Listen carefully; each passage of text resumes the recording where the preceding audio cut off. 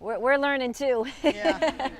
We got kids, so yeah. I think it's definitely a learning process with the kids, but have played and know what our parents did for us, and I think the biggest thing is the support.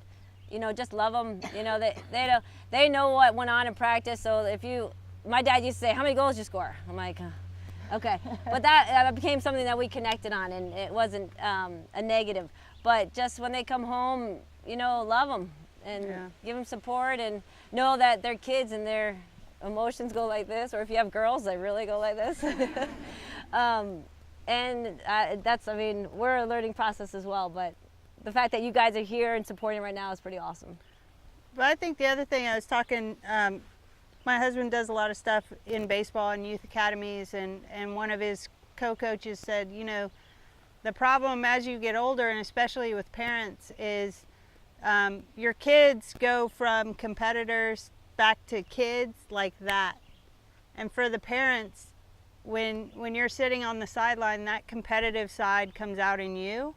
And it's really hard for you to transition back into parent, because whatever happens, either, you know, either if it's individual or team performance or a referee, it's really hard for you to kind of switch over and turn it off. So one of the things is don't get into those conversations right away.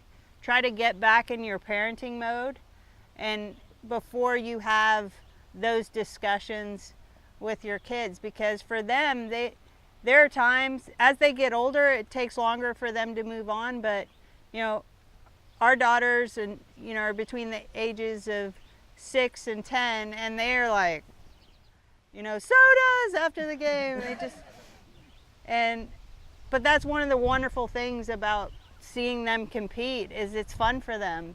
They're really easy to kind of just drop it once they cross the line and just move on to the next exciting aspect of their life. The other thing I would say to you guys is, as hard as it is, especially when your kids aren't as successful, to compound that with negativity. So a lot of the times the conversations are like, well, you guys would have won if Susie had just passed you the ball. You know? And I know as a parent, all you're trying to do is make them feel better, but you are now complicating that conversation with them, because now you're basically pitting them against one of their teammates. Or you're trying to blame the referee. The referee was horrible. Like, you guys should have gotten 2 penalty kicks. Like, are you serious? And then what happens is as they get older, they start looking for those outs themselves. And so rather than trying to comfort them by giving them excuses or blaming it on someone else, just leave it for a while. And you know, there are times when you're sitting there and just be like, you know, it was the game fun, yeah.